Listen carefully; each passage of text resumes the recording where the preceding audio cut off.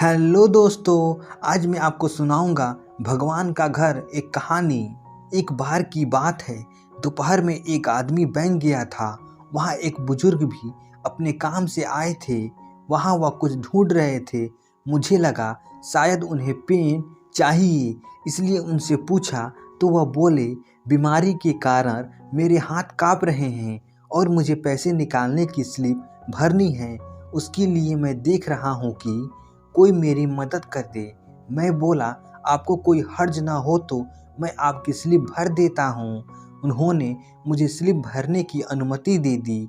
मैंने उनसे पूछकर स्लिप भर दी और रकम निकालकर उन्होंने मुझसे पैसे गिनने को कहा।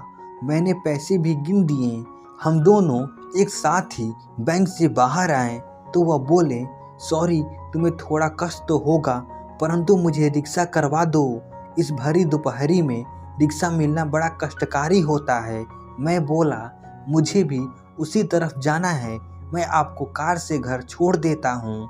वह तैयार हो गए। हम उनके घर पहुँचे। वह एक प्लॉट में रहते थे।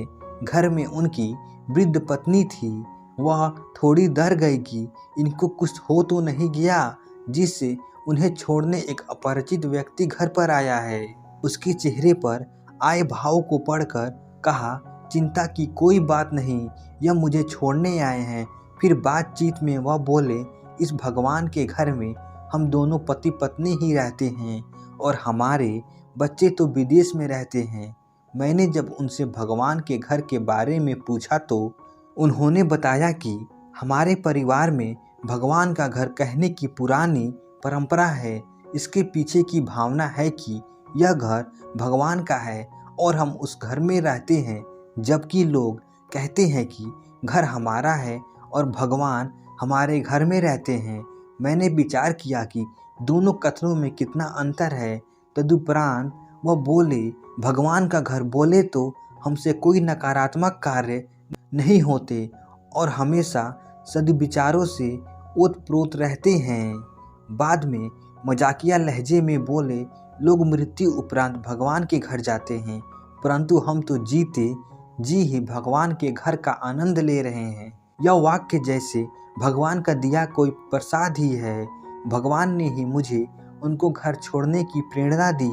घर भगवान का और हम उनके घर में रहते हैं। यह वाक्य बहुत दिनों तक मेरे दिमाग में घूमता रहा।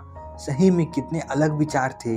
हमको उपरोक्त प्रसंग से प्रेरित होकर अगर हम इस पर अमल करेंगे तो हमारे और आने वाली पीढ़ियों के विचार भी वैसे ही होंगे।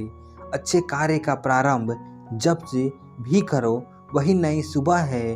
तो दोस्तों, आशा करता हूँ ये कहानी आपको अच्छी लगी होगी। ऐसी ही मज़ेदार कहानी सुनने के लिए हमारे चैनल को सब्सक्राइब कर दीजिए।